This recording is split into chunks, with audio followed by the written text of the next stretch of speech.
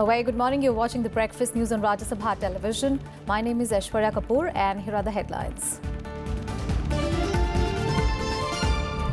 Issue of misuse of social media platforms to spread rumours leading to mob lynching to be highlighted in the Rajya Sabha today. 6 members to draw attention of the IT Minister.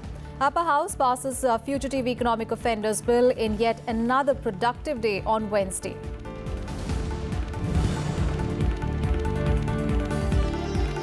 President Ramnath Kovind and Vice President M. Venkaiah Naidu salute the valour of armed forces as they record the debt of the nation to its soldiers on 19th Kargil Vijay Divas.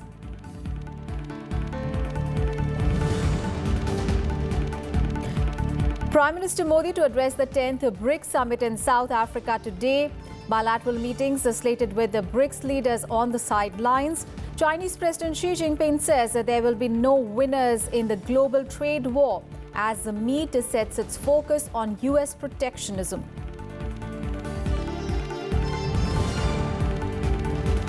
No clear winners according to trends in Wednesday's Pakistan elections. Imran Khan's Pakistan Tehreek-e-Insaf way ahead of its rivals PMLN and PPP amid rigging allegations. Pakistan Election Commission acknowledges technical glitch for delay in announcing the results.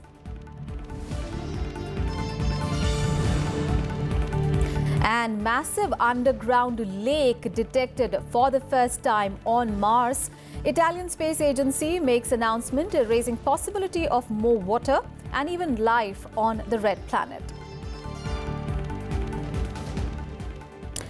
First up, all the news from Parliament. It was yet another productive day in the monsoon session of Parliament on Wednesday. The Rajya Sabha passed the Fugitive Economic Offenders Bill 2018. The bill has already been cleared by the Lok Sabha. And today too, important legislative business is slated in the upper house. There will be a calling attention to matter of urgent public importance. 6 members will draw attention of the Minister of Electronics and Information Technology to the issue of misuse of social media platforms to spread rumours and fake news, leading to rising incidents of violence and lynching in the country. And the Lok Sabha is slated to take up several important legislations. These include the Trafficking of Persons Prevention, Protection and Rehabilitation Bill 2018 and the Criminal Law Amendment Bill 2018. And earlier, the Parliament passed the Fugitive Economic Offenders Bill 2018 on Wednesday. The bill seeks to prevent economic offenders like Vijay Mallya and Nirav Modi from fleeing the country to evade the legal process. The bill was passed in the Rajya Sabha by voice vote. The Lok Sabha had cleared the bill on 19th of July. After moving the bill, Finance Minister Piyush Goyal said that instances of people evading the legal process was increasing and this needed to be stopped. He said that the Fugitive Economic Offenders Bill is an effective, expeditious and constitutional way to stop the offenders from running away. The bill has provisions of special courts to declare a person a fugitive economic offender in an expeditious manner. Once a person is declared offender, his or her property will be confiscated, managed and disposed of, and the attachment of properties would be done in a time-bound manner and effectively. व्यक्ति अगर समझता है कि मैंने कोई अपराध नहीं किया, मेरी प्रॉपर्टी वैध है, तो भागा क्यों है? आ जाए, देश में कानून की प्रणाली एकदम सक्षम है उसको न्याय देने के लिए. आके he should submit himself to the law और उनको न्याय मिलेगा. तो संपत्ति जब्त भी नहीं होगी. उसका भी प्रावधान रखा गया है कि अगर नोटिस जब इशू होता है, अगर एक समय सीमा में व्यक्ति वापस आके submits himself to the law, तो हम उनकी संपत्ति जब्त नहीं करेंगे. फिर कानूनी प्रावधान के हिसाब से जो होगा वो किया जाएगा. इसका पर्पस है भागे हुए आदमी को ये प्रोटेक्शन अपनी प्रॉपर्टी बचाने का ना मिले कि ना तो मैं आऊंगा कानून के सामने पर कानून मेरा कुछ बिगाड़ नहीं सकती है. And soon after the bill was moved in the House, Chairman M. Venkaiah Naidu asked whether the system had become so hapless in dealing with economic offenders. He said that the rising number of economic offenders is agitating the common man in the country. What is agitating the common man in the country, I would like to share from the chair, is that is the system so helpless? that, okay, you confiscate his property, that's okay, one good step. Then what? The question people are now asking is, for which there is no satisfactory answer, that unless you have a treaty with the different countries simultaneously, so to exonerate those people who are cheating us, looting us, and then going away and then taking shelter in some country or other. And members of different parties participated in the debate on the Economic Offenders Bill. Opposition members raised apprehensions on the implementation of the proposed legislation. After you've allowed everybody to flee the country, you're making a law. I mean, all the big fishes are out of this country, and anyway, this is for the future, you can say. Okay, I accept it's for the future. So, but the problem is, even these big people, you expect that they're going to come back after this law? Are you convinced that they're going to come back after this law? I know for certain. 30 लोगों की list है और उसमें से एक भी आदमी को, सिंगल आदमी को हमारे समय में ना तो 1 रुपए का कोई ऋण दिया गया है, ना कोई प्रोटेक्शन किया गया है। उनकी संपत्ति को जब्त करने के लिए हम ये कानून लेकर के आए हैं। ये जो पैसा है, इसका उपयोग महिलाओं, किसानों, असंगठित क्षेत्र के मजदूरों, बेरोजगार युवाओं और वरिष्ठ नागरिकों के लाभ और सुधार के लिए इसका उपयोग किया जा सकता है। ये लोग विदेश में बैठ के हमारे देश का धज्जी उड़ा रहे हैं और हम खामोश बैठे, ये हो नहीं सकता। इस पार्लियामेंट को इस विषय पर और गंभीरता के साथ इस बिल को चर्चा करने, इसको सुधार लाना है। मैं चिंता इस बात की है मुझे कि जिस व्यक्ति के साथ आप खड़े होकर फोटो खिंचा रहे हैं, वो व्यक्ति कुछ दिनों बाद भाग जा रहा है, तो मुझे आशंका होती है कि वो भागा है कि भगाया गया है। Failure to appear before the court in pending cases consecutively for 3 hearings. This must be made as a specific offence, and deterrent punishment must be prescribed, and a heavy fine must be imposed. Then only we can bring back the offenders. हमारे देश के अंग्रेज बने लोग जो billionaires बनकर देश से बाहर जा रहे हैं, देश को लूट रहे हैं, इनको लाने के लिए इतना प्रभावी कानून होना चाहिए कि जैसे आज ही कानून बनते खबर आई कि वहां से विजय माल्या आना चाहते हैं और एक सज्जन अमेरिका से भाग कर दूसरी जगह जाना चाहते हैं, हमें फोर्स कर देना चाहिए कि वो खुद स्वतः आए और सरेंडर करें इस देश में। Considering the nature of offences of FEOs and the gravity of economic crimes committed by them, providing for the immediate confiscation of properties would certainly be a more efficient way for banks and other financial institutions to realize higher recovery. And Home Minister Rajnath Singh apprised the Rajya Sabha on Wednesday that an advisory has been sent to the states to identify Rohingyas who have illegally entered our country.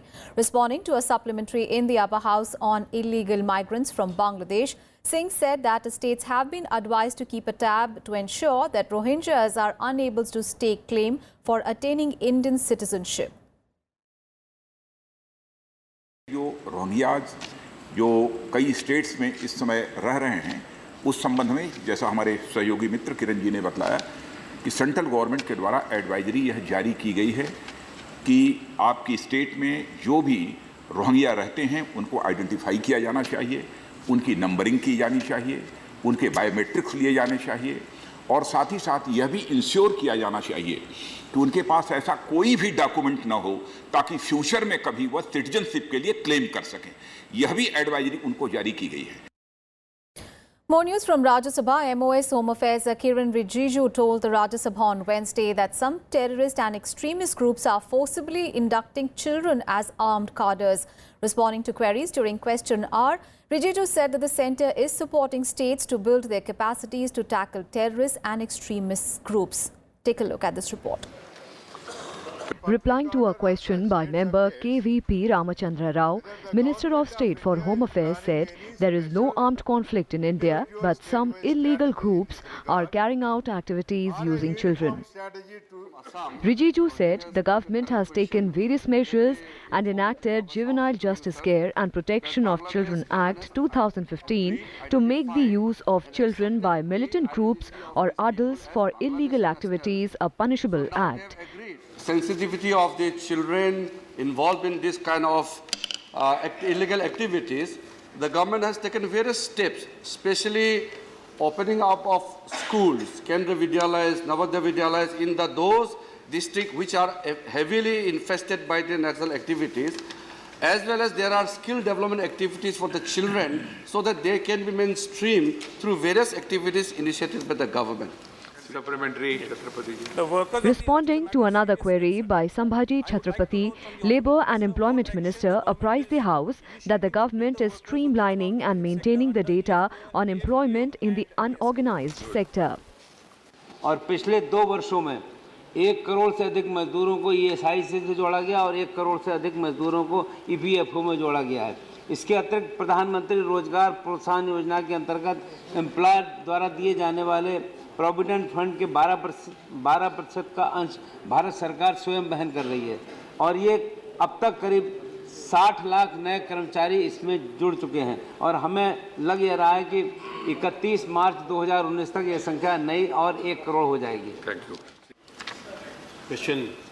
Meanwhile, Petroleum Minister Dharmendra Pradhan informed the House that broken rice is being used for production of biofuel. इसमें हमने 2 broken rice, जो rice देश भर में आज हमारे देश में सारे राइस प्रोड्यूसिंग स्टेट्स की एक मांग आती थी कि उन राज्यों में जो ब्रोकन राइस है, जो सड़ जाता था, उन राइस को बेकार हो जाती थी, उसको अगर हम एथेनॉल बना के उसको वैल्यू एडिशन करते, किसान की जेब में 2 पैसा जाएगा। Questions were also raised on job opportunities for women and restrictions on check-in baggage. Kriti Mishra, Rajya Sabha TV. सुधार हो जाना चाहिए। And the government has informed that over 3,700 Naxals have surrendered before the authorities in the last 4 years. The Rajya Sabha was informed by Union Minister for Skill Development and Entrepreneurship Anant Kumar Hegde that during the last 4 years, 3,714 left-wing extremists have surrendered as per the available records of the Ministry of Home Affairs. He also informed that it has been found that almost all the surrendered Naxals do not have the requisite qualification for admission in ITIs for skill training. Hence, the government has relaxed the entry qualification of surrendered Naxals.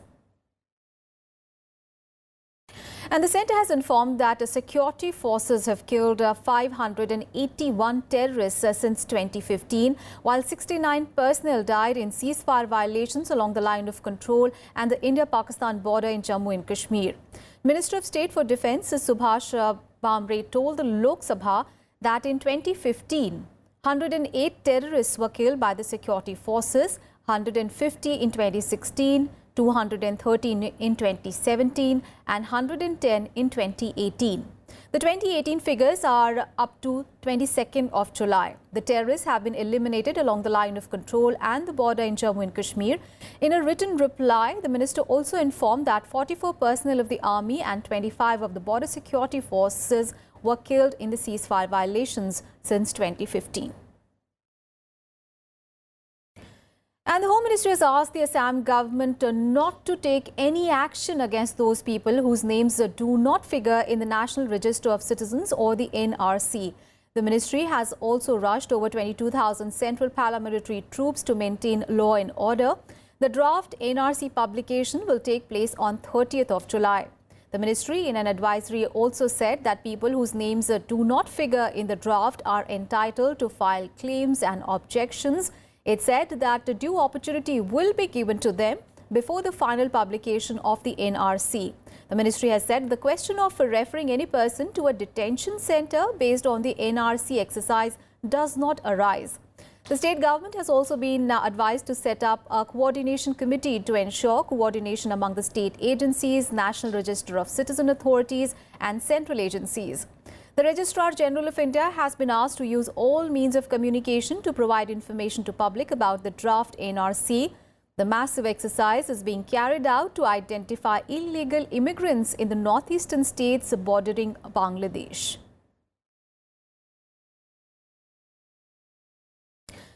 Those were all the news related to Parliament, and with that we'll take a very short break. We'll be back with more news on the other side. Stay tuned.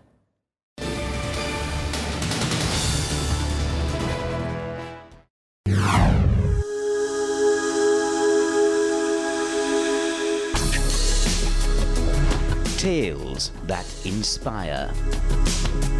Stories of social change. A salute to diversity. Promoting public discourse. Events that motivate. Inspiring the innovative spirit. Watch Rajya Sabha television documentaries.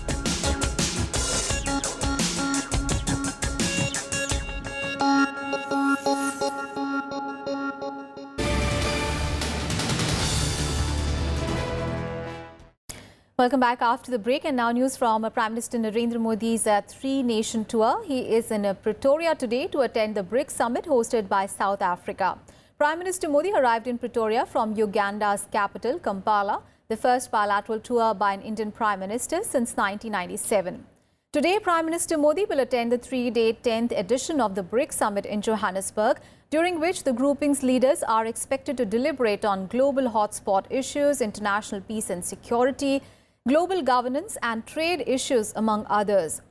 The leaders will participate in the summit in the restricted session, plenary session, leaders retreat, outreach with the leaders from Africa and outreach with leaders from Global South. Prime Minister Modi is also expected to meet several leaders on the sidelines of the summit, including Chinese President Xi Jinping. And Prime Minister Modi on Wednesday was welcomed by South African President Cyril Ramaphosa on the eve of the summit. Ministry of External Affairs spokesperson Ravish Kumar tweeted a picture.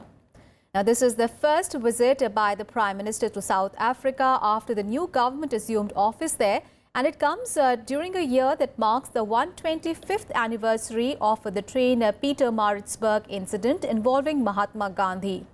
BRICS is a grouping of 5 major emerging economies, namely Brazil, Russia, India, China and South Africa. Originally, the first 4 were grouped as BRIC before the introduction of South Africa in 2010. And in related news, Chinese President Xi Jinping has said that there would be no in any global trade war. His comments came at the BRICS Business Forum in Johannesburg in a direct warning to the United States. Xi Jinping said that unilateralism and protectionism are mounting, dealing a severe blow to multilateralism and the multilateral trading regime. He added that the choice is between cooperation and confrontation, between opening up and closed-door policy, and between a mutual benefit and a beggar-thy neighbor approach. He said that the international community has again reached a new crossroad. And earlier on Wednesday, Prime Minister Narendra Modi wrapped up his 2-day visit to Uganda. He addressed the Ugandan parliament and called for deepening of ties between both the countries. He also addressed the business community at the India-Uganda Business Forum in the capital Kampala and talked about trade opportunities between both the nations. संबंधों की तुलना करता हूं तो मैं मानता हूं कि परफेक्ट विन-विन सिचुएशन वाला हमारी पोजीशनिंग है, लेकिन हम कम पड़ रहे हैं कि परिस्थिति का लाभ नहीं उठा पा रहे हैं। और अगर हम सही रूप से चीजों को स्ट्रेटलाइज करें तो मैं जरूर मानता हूं कि हम बहुत कुछ इससे भी आगे निकल सकते हैं। राष्ट्रपति जी की शिकायत सही है, हमारे बीच में ट्रेड इम्बैलेंस है और युगांडा का ये हक बनता है कि भारत ट्रेड बैलेंस के लिए 2-4-10 कदम आगे चलना पड़े तो चलना चाहिए और मैं इसके लिए तैयार। Addressing the Ugandan Parliament on Wednesday, Prime Minister Narendra Modi outlined 10 guiding principles to deepen India's engagement with Africa to help in its economic growth and tackle challenges like terrorism and climate change. Our economic and international partnerships are over the past 7 decades have been promoted as much by economic impulse as by the moral principles and emotional bonds. We sought a fair and equitable access to markets and resources. We fought together to make development. The Prime Minister said Africa can benefit from the experience of India's digital revolution, which can improve the delivery of public services, education, health, spread digital literacy, expand financial inclusion and mainstream the marginalized. We will build as much local capacity and create as many local opportunities as possible. We will harness India's experience with digital revolution to support Africa's development, improve delivery of public services, extend education and health, spread digital literacy, expand financial inclusion, and mainstream the marginalized. He said India will keep its markets open for Africa and make it easier and more attractive to trade with India. Indian companies have invested over $54 billion in Africa. Our development partnership will be guided by your priorities. It will be on terms that will be comfortable for you, that will liberate your potential and not constrain your future. Prime Minister Modi said that India will strengthen its cooperation and mutual capabilities with Africa in combating terrorism and extremism. He also said the partnership between India and Africa will address the challenges of climate change. The Prime Minister underscored the need to work with African countries to help maritime routes open and free for the benefit of all countries. He also recalled Mahatma Gandhi and said the story of India's own freedom struggle is closely linked to Africa. Modi is the first Indian Prime Minister to address the Parliament of Uganda. Bureau Report, Rajya Sabha TV. And the nation is marking the 19th Kargil Vijay Divas today. The day is to mark India's win over Pakistan at the heights of Kargil in 1999 following Operation Vijay. The Kargil Vijay Divas remembers the supreme sacrifice of 500 war heroes who laid down their lives and those who are still alive. Prime Minister Narendra Modi as well as President Ram Nath Kovind and Vice President M. Venkaiah Naidu have saluted the valor of armed forces. The two leaders also recorded the debt of the nation to its soldiers in their separate messages on Twitter. Let's get your news from Pakistan, where cricketer turned politician Imran Khan's party is leading in the projected partial results of the general elections. With just 30% of the total vote counted, Imran Khan's Pakistan Tehreek-e-Insaf party is leading in 114 of the 272 contested National Assembly constituencies. And Nawaz Sharif's Pakistan Muslim League Nawaz was ahead in 63 constituencies, and the PPP, that is the Pakistan People's Party, led by the son of two-time Prime Minister Benazir Bhutto, led in 41 constituencies. The country's election commission said that the final results had been delayed by technical failures. Jubilant supporters of the PTI danced in the streets of Islamabad even as the partial results were declared. While Khan's camp is increasingly confident of winning the election, it appears likely to fall short of the 137 seats needed for the majority in the National Assembly, raising the prospect that it would need to find coalition partners among smaller parties and independents. And party of ousted Prime Minister Nawaz Sharif, however, rejected the projected results as blatantly rigged. The party is being led by Sharif's brother Shehbaz. Voting for the elections, the only second democratic transition of power in its coup-started history, took place on Wednesday. More than 30 political parties fielded candidates for the elections to the 272 seats of the lower house of parliament, that is the National Assembly, and simultaneous elections took place in 4 provincial assemblies, namely Punjab, Sindh, Balochistan and Khyber Pakhtunkhwa. Vote counting started late on Wednesday in the election, which was marred by violence that killed more than 30 people in a suicide blast near a polling center in the southwestern city of Quetta. Big story coming in from Syria, where the Islamic State militants have killed more than 200 people in a coordinated assault on a government-held area of southwestern Syria in the group's deadliest attack in the country for years. The coordinated attacks across the province of Swida, which included several suicide bombings, shattered the calm of a region that has largely been insulated from the worst of the violence of Syria's 7-year-old civil war.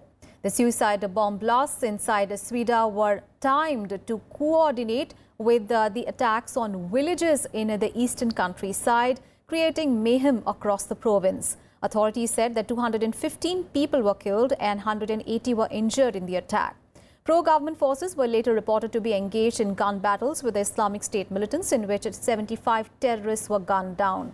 The Syrian government, backed by Russia, recently launched a campaign to retake the remaining rebel-held areas across the south of the country. Let's get you all the sporting action now. The Indian women's hockey team will face Ireland in their second Pool B match of the Hockey Women's World Cup 2018 in London today. While India drew 1-1 against hosts and world number 2 England in their opening match of the tournament, world number 16 Ireland started the tournament with a convincing 3-1 victory against world number 7 USA. Ireland currently lead the Pool B standings with 3 points, and India are placed third with just 1 point. Ahead of their second Pool B match, India women team captain Rani Rampal said that the team is prepared for the Ireland challenge. A win will take India to the top of the pool and brighten their knockout chances ahead of their last fixture, against USA on 29th of July. And some fascinating news now. Finally, the Italian Space Agency has announced that a lake of liquid water has been detected below polar caps on Mars for the first time. Using a radar instrument on an orbiting spacecraft, the scientists have spotted a sizable salt-laden lake under the ice on the southern polar plain of Mars. They said that the body of water is a possible habitat for microbial life. The reservoir that they detected is shaped like a rounded triangle and located beneath the ice surface represents the first stable body of liquid water ever found on Mars. The detection was made using data collected between May 2012 and December 2015 by an instrument aboard the European Space Agency's Mars Express spacecraft that transmits radar pulses which penetrate the Martian surface and ice caps. The location's radar profile resembled that of subglacial lakes found beneath the Earth's Antarctic and Greenland ice sheets. The final remarks are very simple. Water is there. We have not anymore any doubts. After many years of doubts that we have to remove one after the other up to today. And with that fascinating news, we wrap up this edition of Breakfast News. Thanks for watching.